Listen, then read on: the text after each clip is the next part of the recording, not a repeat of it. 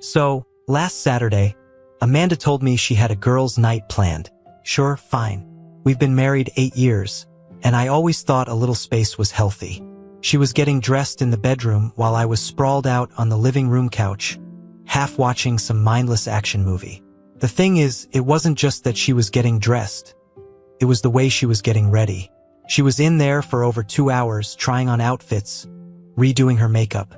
The only other times I've seen her put in that kind of effort, we were either going to a wedding or she was meeting my mom for the first time. I don't know what clicked in my head, but my gut instinct took over. I couldn't shake off this bad vibe, like there was an itch I couldn't scratch. I knew something was wrong, and I needed to find out what. When she left, I noticed she didn't drive her car. She called an Uber. I thought it was strange, but Amanda said it was because she planned on drinking and didn't want to risk it. Again, totally reasonable.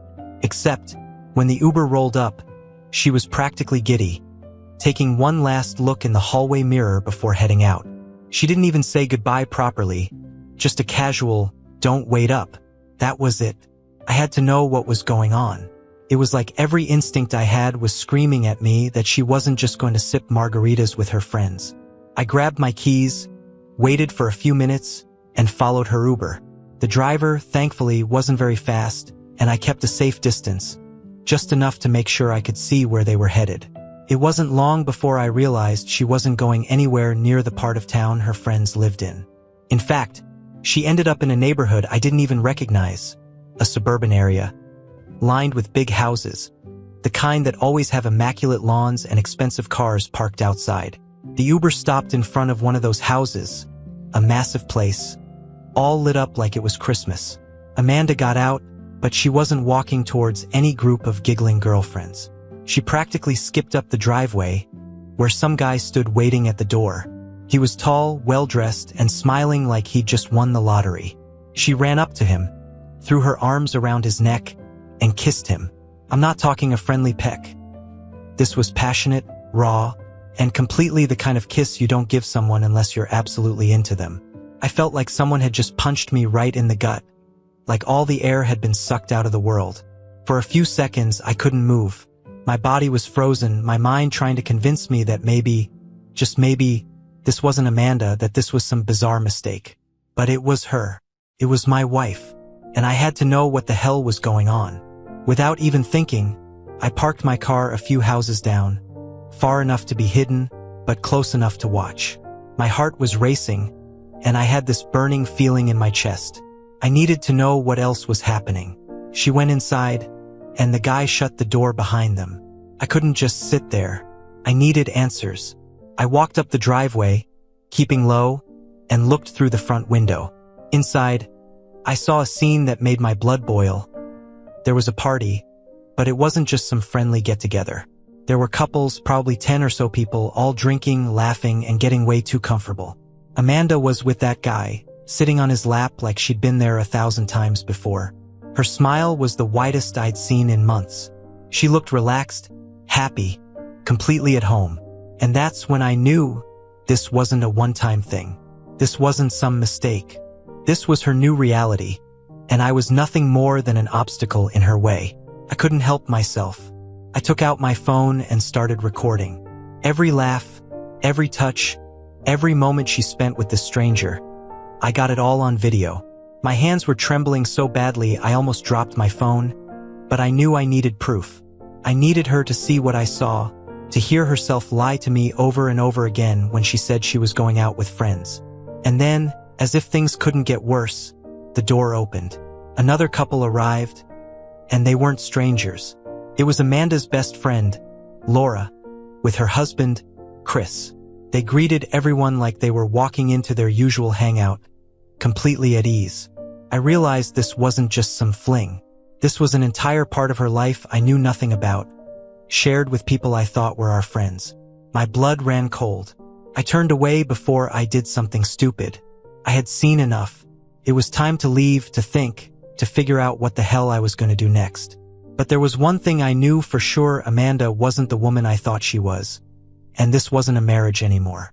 It was a joke, and I was the punchline. That I drove back home, hands clenched tight on the wheel, my jaw aching from how hard I was gritting my teeth.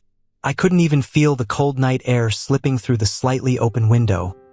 My mind was spinning too fast for any other sensation to reach me. Who the hell was that guy? How long had this been going on? Laura and Chris. How could they stand there and laugh like that? Knowing Amanda was betraying me, the video on my phone felt like it weighed 1,000 pounds in my pocket. I knew I had a decision to make, and I knew it had to be now. When I got back home, the place was dark and quiet. The same place Amanda and I had filled with memories. Happy moments that now felt hollow, like echoes of a time that never even happened. I sat on the couch, staring at nothing, replaying the scene from the house over and over again in my head. That kiss, that embrace, the way she looked so damn happy with that stranger. Was it my fault? Had I missed some huge sign? Or had she just decided that our life together wasn't enough for her anymore? I didn't sleep, couldn't. My thoughts were like broken glass, each one sharper and more painful than the last. When morning finally crept through the blinds, I knew what I had to do.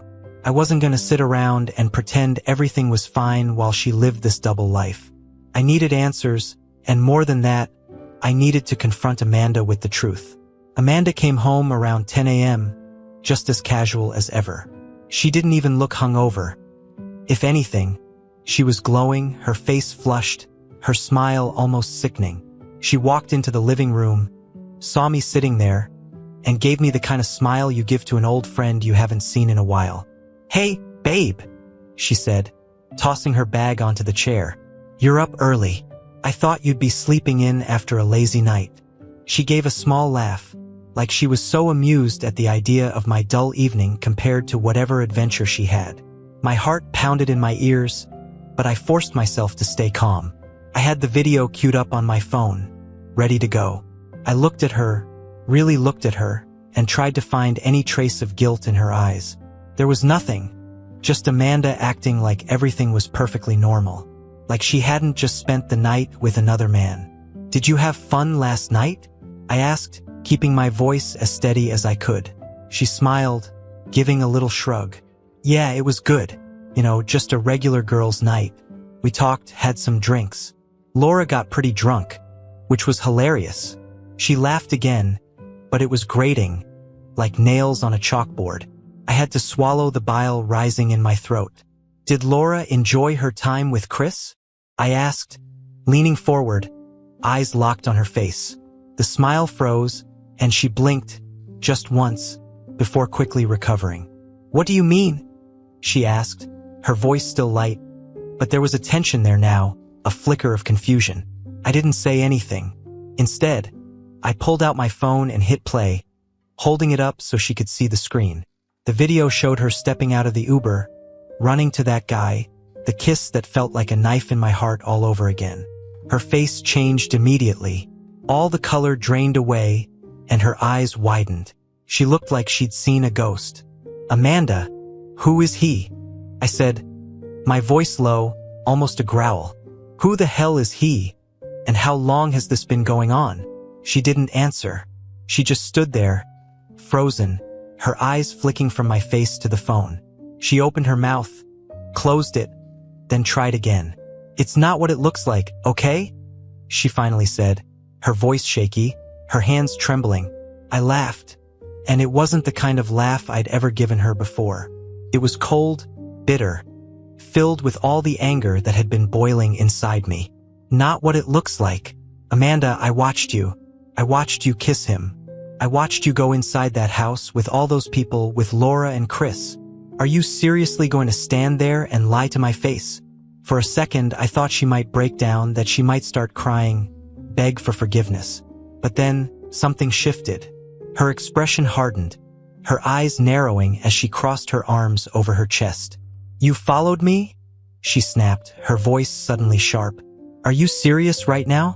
You actually followed me? What the hell is wrong with you?" I blinked, taken aback. Was she really turning this around on me? "What's wrong with me? You're cheating on me. Amanda, you've been lying to me for God knows how long. And you think I'm the problem," she scoffed, shaking her head. "You know what, maybe if you weren't so paranoid, we wouldn't be in this situation. Maybe if you weren't so boring, I wouldn't need to go out and find something exciting. Have you ever thought of that? Her voice was rising now, filled with anger, and I could see it. She wasn't sorry. She wasn't even ashamed. She was mad because she got caught. I felt something inside me snap. All the sadness, all the doubt, all the pain. It turned into something else, something colder. I stood up, my hands shaking, but my voice was steady. You know what, Amanda? I'm done. I'm done with you, with your lies, with this sham of a marriage. You want excitement? You want freedom? You got it. I turned away, heading for the door. Where are you going? She shouted after me.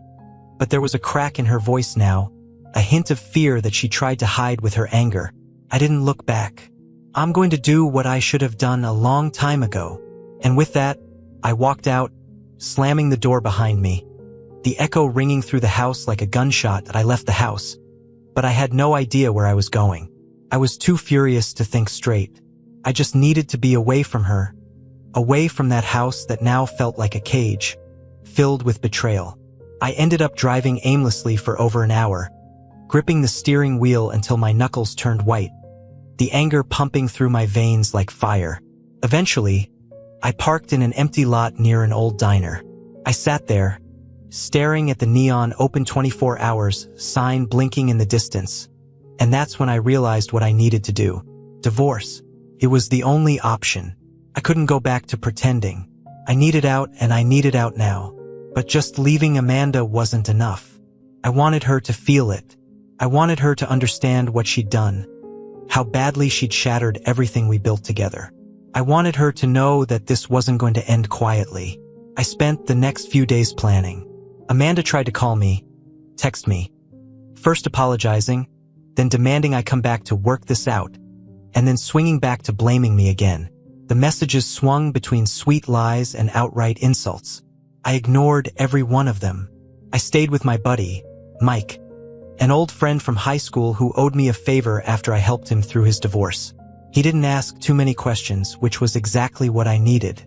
He let me crash in his guest room, gave me a cold beer when I needed it, and left me alone. That gave me the time I needed to prepare for what I knew had to come next. The first thing I did was hire a lawyer, a guy named Thomas who specialized in high-conflict divorces. He didn't flinch when I showed him the video and laid out the situation. "This won't be easy," he said, rubbing his temples. "But it's doable.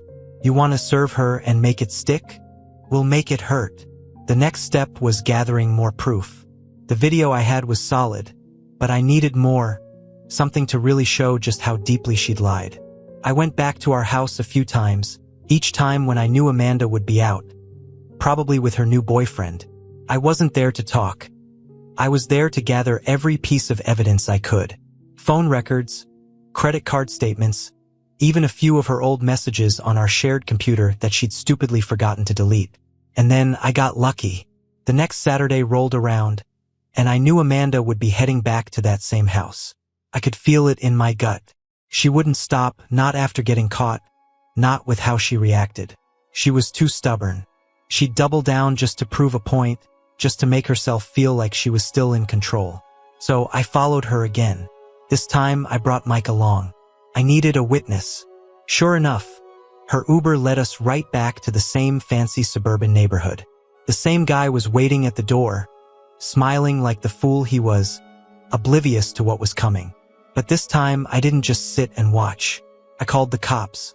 I told them there was a loud, unruly party at the address, that it looked like things might be getting out of hand. It wasn't entirely a lie. I'd seen enough the last time to know exactly what kind of mess was going on in there. It wasn't long before the blue and red lights came flashing down the street. Mike and I watched from a distance, parked in an alleyway just close enough to see but not be seen. The police knocked on the door, and when no one answered, they knocked harder, then louder until finally, the door swung open and the chaos began. I could see people stumbling out, some trying to argue, others trying to slip away unnoticed. The guy, Amanda's new lover, was one of the first out, clearly drunk, clearly out of his depth. And then there was Amanda, standing in the doorway, looking completely lost, her face a mixture of confusion and anger. The cops weren't having any of it, though. They started rounding people up, taking statements, asking questions, and that's when they arrested a few of them. Apparently, someone had drugs on them. A surprise bonus, as far as I was concerned. Mike looked over at me, his eyes wide. "You sure about this, man?" he asked, but I could hear the edge of excitement in his voice. He knew what this was. He knew I was done being the guy everyone thought they could walk all over. I nodded, watching as Amanda was handcuffed, her face pale, her mouth moving in protests I couldn't hear. "Yeah," I said, my voice cold. She wanted excitement. Let her have it. When the cops finally drove off, taking Amanda and her new crowd with them, I knew it was time. The next morning, I walked into the police station, divorce papers in hand. I wanted her served while she was still sitting in a cell, still trying to wrap her head around what had just happened. I wanted her to see, to know that I was done playing the fool, that she'd pushed too far, and there was no coming back from this. The officer at the desk gave me a look when I handed over the papers, but he didn't say anything, just nodded, took them, and promised they'd be delivered. I walked out of that station feeling lighter than I had in months, the weight of all those lies finally lifting off my shoulders. As I left, I didn't even look back. There was nothing left for me there, nothing but the memory of a woman who used to be my wife, and the realization that she was someone I never really knew at all, that I didn't go back home right away. I needed a break from everything. Amanda, the memories, even the house itself. It was like that place had turned into a museum of broken promises, filled with nothing but reminders of what should have been. I decided to stay at Mike's a few more days, letting the dust settle, giving myself time to breathe. He was supportive, more than I even expected. There was something comforting about having someone beside me who knew when to speak and, more importantly, when not to. When Amanda got out of holding, she called me immediately. I ignored the first 3 calls. On the 4th one, I picked up. I didn't say anything, just let the silence hang between us like a drawn blade. On the other end, I could hear her breathing, could feel her desperation creeping through the line. "Jacob, please," she finally said, her voice shaky, edged with exhaustion. "Can we talk about this? I swear, it's not what you think." I let out a hollow laugh. "Not what I think?" I replied, my voice colder than I even intended. "You mean you weren't at that guy's place, cheating on me, lying to my face for months? Enlighten me, Amanda. I'd love to hear how this isn't what it looks like." There was a long pause, and for a moment I thought she might hang up. But then she spoke again, this time more desperate, the anger from before replaced by something else, something raw and pleading. It wasn't serious, okay? It didn't mean anything. I just needed a break. You have to understand, Jacob, things have been so dull between us lately. I didn't know how to feel alive anymore. My grip tightened around the phone. Her words were like acid, corroding whatever small hope I'd had that maybe, just maybe, she could give me some kind of genuine reason, some kind of explanation that made sense. But this, needing to feel alive? As if I was just a placeholder for the real thing? "So it's my fault then?" I said quietly. "All of this, all of the lies, the cheating. It's because you were bored?" She was crying now, her voice breaking. "Please, Jacob, it wasn't like that. I never wanted to hurt you. I lost myself. I didn't know what I was doing." I shook my head, even though she couldn't see it. I didn't feel pity for her. Not anymore. "Amanda, do you even hear yourself? You lost yourself? You didn't know what you were doing? You knew exactly what you were doing every time you kissed him. Every time you snuck out. Every lie you told me." I paused, letting the words hang, then added, "And now, you're about to face the consequences." I hung up before she could say anything else. I was done listening to her excuses, her tears. I was done pretending that there was anything left to salvage. Later that day, I got a text from Laura, a long, rambling message filled with apologies and explanations I didn't bother reading past the first few lines. She claimed she didn't know how to tell me, that she tried to get Amanda to end things, that she was caught in the middle. I didn't respond. Laura wasn't worth my time, and as far as I was concerned, she'd chosen her side long ago. Instead, I spent the next few days getting everything in order. I hired movers to pack up Amanda's stuff, everything that was hers, or anything that reminded me of her. I wanted it gone. I didn't want to see her clothes in our closet, her books on the shelves, or her pictures on the walls. I had the movers drop it all off at her parents' house. Let her figure out where to put it. As far as I was concerned, she wasn't stepping foot in my house again. And then there was the revenge. Serving her with the divorce papers in jail was a start, but it wasn't enough. I knew Amanda, and I knew how much her job meant to her. How proud she was of her position, how she always talked about her bright future. She had made that future her priority over me, over us, and I decided it was only fair she felt the consequences there too. I took everything I had, every video, every message, every piece of evidence, and I compiled it. A detailed account of her affair, her lies, the parties. I wasn't going to send it to her boss directly. No, I was smarter than that. I knew how easily that could backfire. Instead, I sent it anonymously to a few key people at her company. I knew they had a strict policy on conduct, and I knew exactly which buttons to push. Within days, word got back to me. Amanda had been put on administrative leave pending an investigation. Apparently, her lover was a client of hers, which meant all kinds of breaches of company protocol. It was the kind of scandal that would ruin not only her career at that company, but potentially her career in the entire industry. She called again, left messages, begging me to stop, to let her explain, to work things out. She said she was sorry, that she'd do anything to make it right, but I knew it was too late for that. She was only sorry because her world was falling apart, and I was the one pulling the strings. The day she showed up at the house, our house, the place that no longer felt like hers, I was ready for her. She pounded on the door, shouting my name, her voice raw and desperate. I opened it just enough to look at her, her face tear-streaked, her eyes swollen. She looked broken, a shell of the confident, self-assured woman she always pretended to be. "Jacob, please," she said, her voice cracking. "Please, let's talk. I need you." I shook my head slowly, my heart as cold as the winter wind blowing through the doorway. "You needed me? When, Amanda? When you were with him? When you were laughing with Laura about how stupid I must be? When you decided that I wasn't enough for you?" I paused, taking in her shattered expression. "You didn't need me then, and I sure as hell don't need you now." She tried to step forward, but I held up a hand. Don't come back here. Don't call me. We're done, Amanda. You made your choice. Now live with it." I closed the door on her tears, on her apologies. I locked it, and for the first time in what felt like forever, I felt a sense of calm wash over me.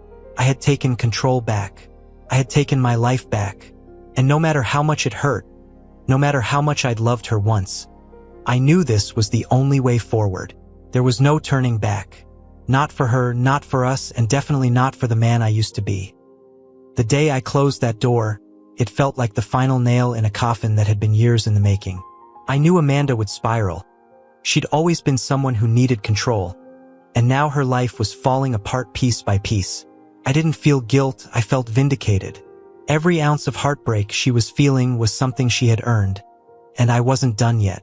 The next week, I decided to take a step that I knew would push her over the edge. I'd been doing my homework, tracking her credit card statements, noting any hotel stays or strange charges.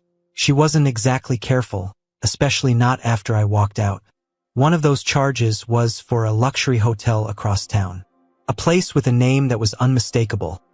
The Grand Lily. A place so upscale that only business executives or wealthy playboys booked there. And I knew exactly why Amanda was staying there. Probably because her pretty boy fling had nowhere else to go after his place got raided by the cops. She thought she could hide away, rebuild her plans, regroup in some lavish suite. It was almost too easy. I called Laura from a blocked number. When she picked up, I kept my voice steady. "Amanda's at the Grand Lily. She's there with Mike," I said, and then hung up without another word. I knew Laura. She'd always been nosy, a gossip, and she couldn't stand the idea of being left out of anything involving Amanda. I knew she'd come running, and that's exactly what I wanted. She'd bring chaos, and I needed the kind of chaos that was public. I went there myself, too. Not to confront Amanda directly, I was done with words. Instead, I set up camp across the street where I could watch everything play out. I waited for almost 2 hours, watching people come and go from the golden revolving doors of the Grand Lily, until, finally, I saw her. Laura, her expression a mix of shock and rage, storming across the street, her head swiveling like she was hunting prey. It didn't take her long to find Amanda. She must have gotten the room number from reception, or maybe she just pounded on enough doors until someone told her. Either way, within 20 minutes, the scene I'd been hoping for was unfolding right in front of me. I watched from the lobby as Laura and Amanda's voices started rising, muffled but unmistakable. Amanda came stumbling out of the elevator, disheveled, her face flushed red, her lover trailing behind her like a puppy who had just been scolded. And Laura?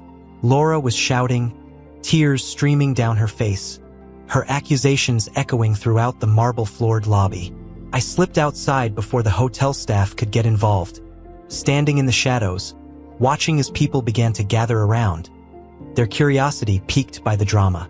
Amanda looked frantic, waving her hands in denial, trying to explain something to Laura, but it was clear Laura was having none of it. She pointed a finger in Amanda's face, and whatever she said, I could see Amanda's reaction. The disbelief, the way she staggered back, her eyes wide, her mouth opening and closing without any sound coming out. "Mike!" Amanda's fling, tried to step in, but Laura slapped him across the face, a loud crack that made a few bystanders gasp. He didn't do much after that. Just stood there holding his cheek, looking like the idiot he was. It was a scene straight out of a soap opera, and I could only imagine what Amanda was thinking. Here she was, her secrets spilling out in front of strangers, in one of the fanciest hotels in town. Her perfect little world was shattering, and she had no one left to blame but herself. Laura stormed out, her face twisted in disgust, and Amanda stood there, helpless, her eyes darting around as if she was looking for an exit that didn't exist. I took that moment to leave. I'd seen enough. I didn't need to hear her excuses or see her tears. It was clear that whatever Amanda had, whatever power she thought she held, was crumbling right there in that lobby. I drove back to my place. My real home, the one I hadn't set foot in since all of this began. It was empty, quiet, and for the first time that silence didn't feel oppressive. It felt peaceful, like a blank canvas waiting for me to start fresh. I poured myself a drink, sat down on the couch, and allowed myself a moment to just breathe. It was over, truly over. The next morning, I woke up early and went for a run, something I hadn't done in ages. The air was crisp, the sun just beginning to rise over the horizon, and I felt an unfamiliar lightness in my chest. I wasn't running away from anything anymore. I was running towards something. A new beginning, a life that wasn't defined by lies or betrayal. Halfway through my run, my phone buzzed in my pocket. It was an email from my lawyer. It was a simple message, just one line. "Amanda has signed the divorce papers. It's done." Attached was the scanned copy, her signature scribbled hastily at the bottom, as if she couldn't get it over with fast enough. I stopped, staring at the screen, a strange mix of emotions washing over me. Relief, sadness, a hint of anger, but mostly just an overwhelming sense of closure. This chapter of my life was finally, officially over. Amanda had lost her game, and I had finally won my freedom. I turned around, heading back home, a small smile tugging at my lips. I didn't know what the future held, but I knew one thing. It was mine again. My choice, my life, no longer tied to someone who couldn't value it. And that was more liberating than anything else in the world. With the divorce papers signed, I thought I was done with Amanda. I thought I could close that chapter, lock the door, and throw away the key. But life has a way of throwing curveballs when you least expect them. It all started with a phone call, a number I didn't recognize, ringing persistently until I gave in and answered. "Jacob?" a shaky voice asked. It wasn't Amanda. Took me a moment to place it, Laura.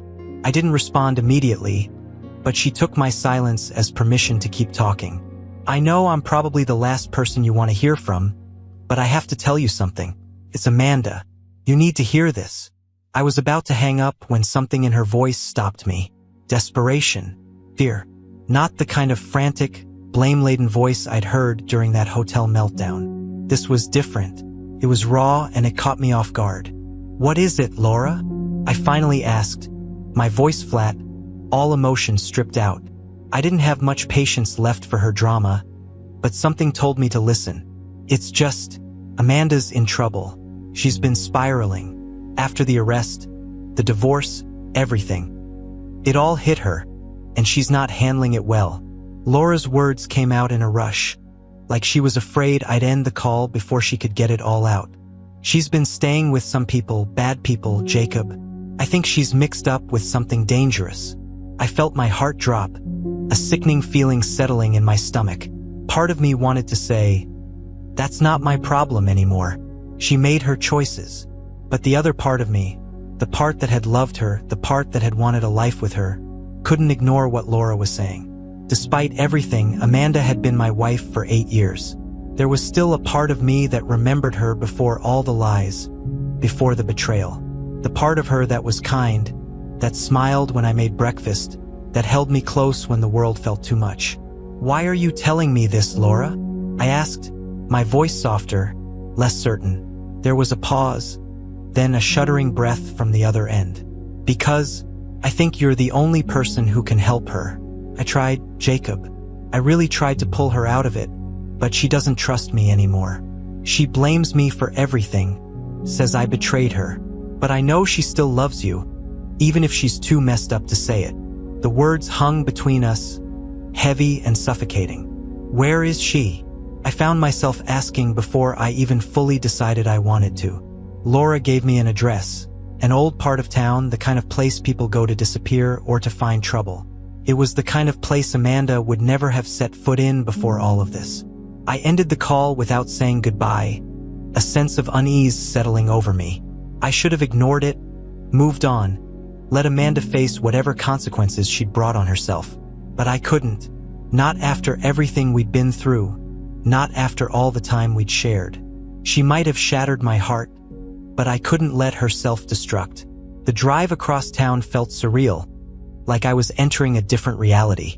The streets grew narrower, the buildings older, worn, and covered in graffiti. The address Laura gave me led to a rundown apartment complex, the kind of place where the curtains were always drawn, and the shadows were thicker than they should be. I parked, my eyes scanning the building, my heart pounding in my chest. I had no idea what I was walking into.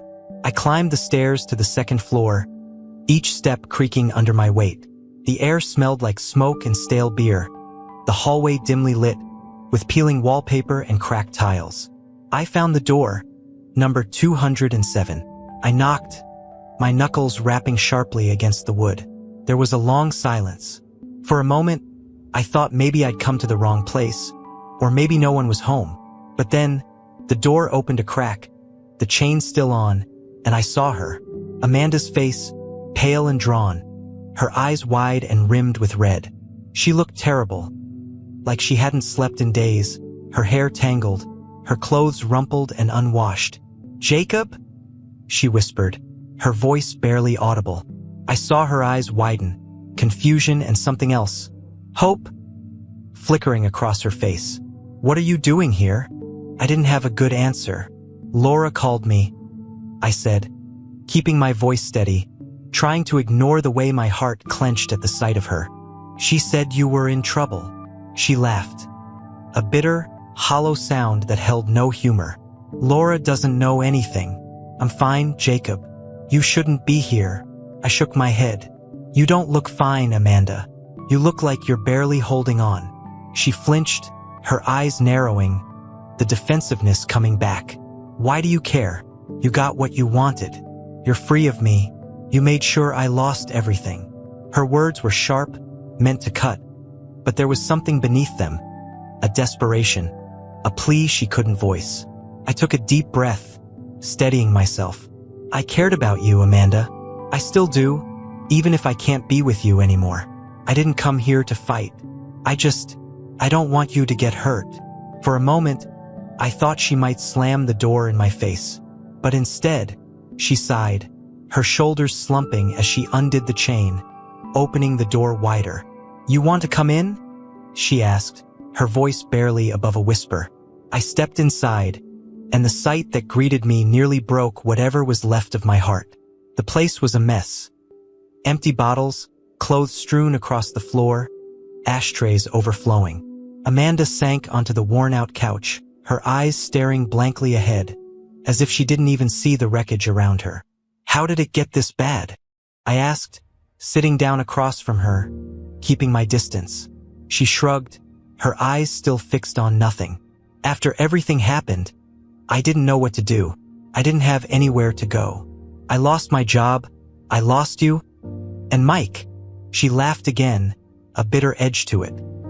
"He vanished the moment things got tough. Guess he wasn't looking for someone with baggage." I nodded, my heart heavy. I didn't know what I'd expected. Maybe that seeing her like this would make me feel better, like I'd won, like she was getting what she deserved. But all I felt was sadness. This deep, aching sadness for what we'd both lost. "You can't stay here," I said after a long silence. "This place, these people. It's not you, Amanda." She looked at me, her eyes finally meeting mine, and for the first time, I saw the Amanda I used to know, buried beneath the hurt and the anger. "Where would I go, Jacob?" she asked, her voice breaking. "I have nothing left." I hesitated, knowing what I was about to offer was dangerous. Dangerous for my heart, for my sanity, for whatever fragile piece I'd built for myself. But I couldn't walk away. Not yet. "Come back with me," I said, the words surprising even me as they left my mouth. "Just for a while. Just until you get back on your feet." She stared at me, her eyes filling with tears, her lip trembling. "Why?" she whispered. "After everything I did, why would you do that?" I swallowed hard, the words catching in my throat. "Because once, I loved you more than anything, and I can't just let you destroy yourself. Not when I know I could help." She nodded, her face crumpling as she began to cry. And in that moment, all the anger, all the bitterness melted away, leaving just two people who had once meant everything to each other, trying to pick up the pieces of what was left. I didn't know what the future held, but I knew one thing. Amanda needed me, and I couldn't turn my back on her. Not yet. Bringing Amanda back felt like dragging a ghost through the past. As we drove back to my house, an uncomfortable silence filled the car. She stared out of the window, the city lights flickering across her tired face. I could see the tension in her, like she was bracing herself for something terrible. Part of me wondered if I'd lost my mind, offering to help someone who had torn me apart so brutally. But then I'd look at her, and I'd remember the warmth, the good moments that we had before all of this, and I knew why I was doing it. When we arrived, she hesitated at the doorway, her eyes scanning the house, the one that used to be ours. I could tell it looked different to her, emptier. The pictures of us were gone, her things packed up and delivered to her parents. The space had become mine alone, stripped of the traces of the life we once tried to build. She looked like she was staring at a stranger's home.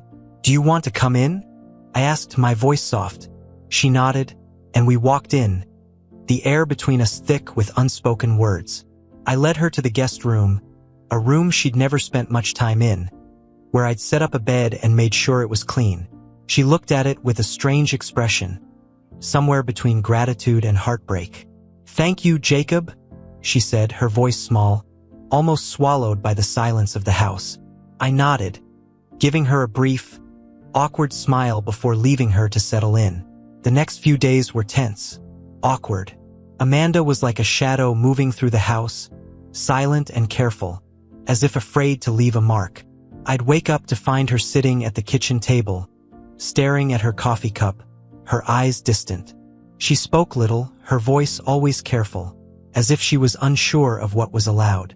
It was as if the weight of everything she had done was finally catching up to her, and she was drowning in it.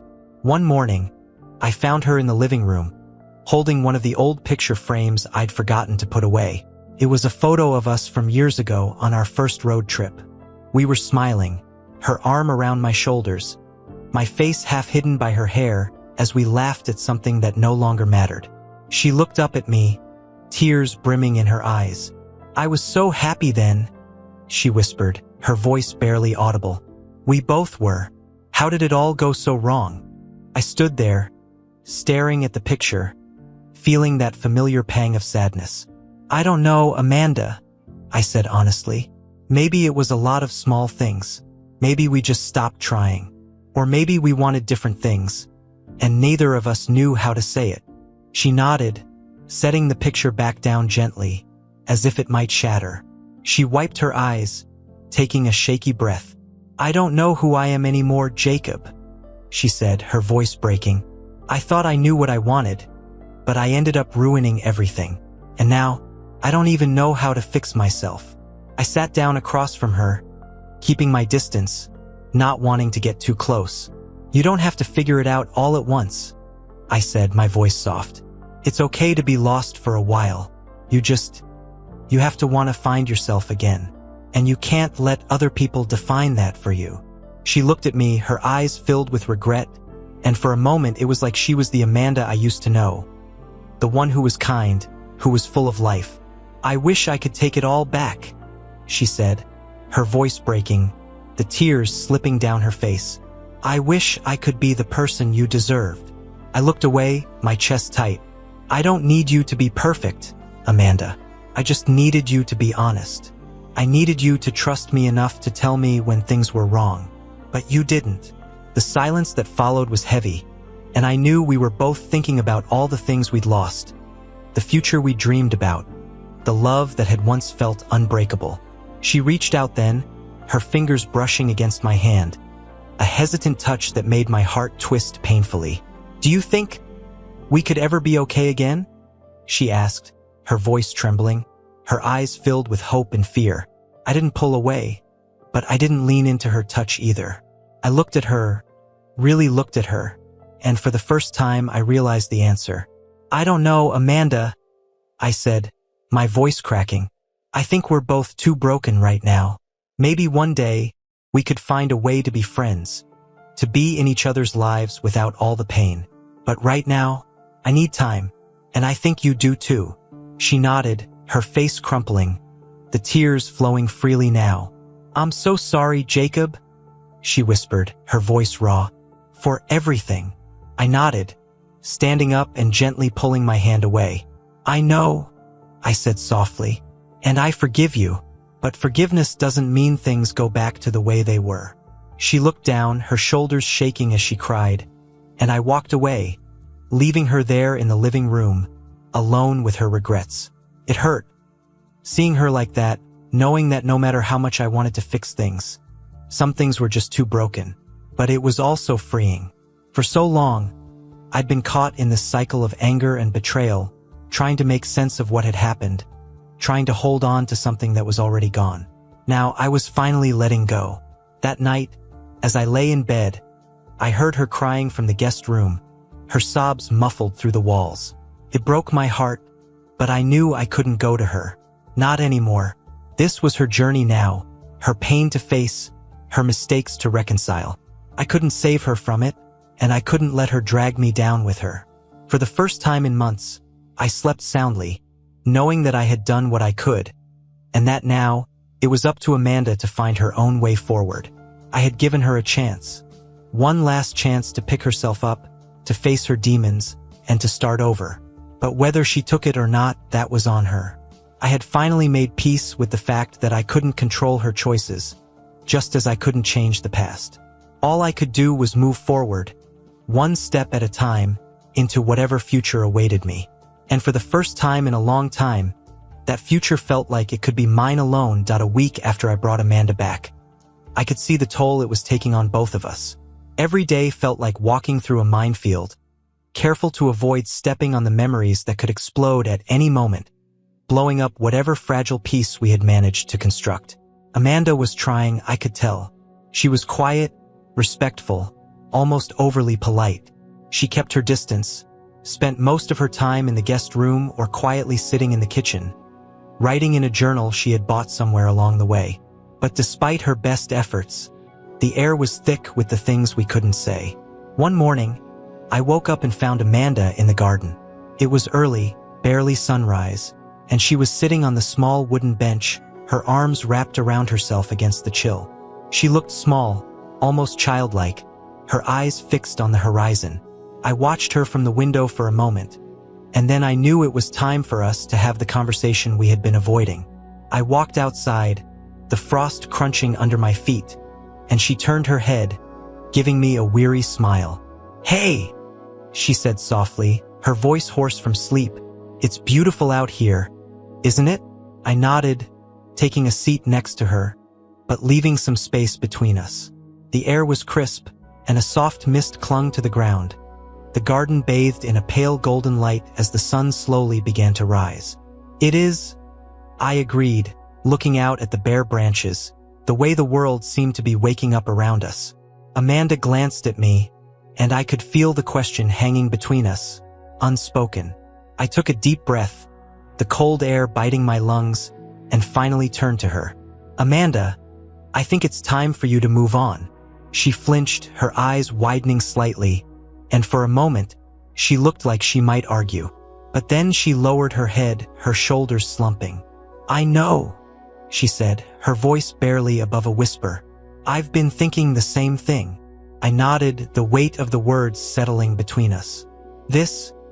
Whatever this is, it isn't helping either of us," I said gently.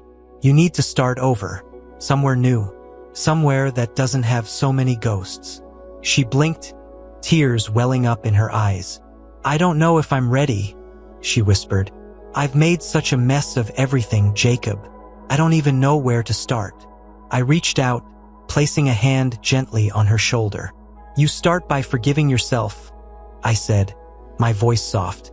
"You made mistakes, Amanda. We both did. But you can't stay trapped by them forever.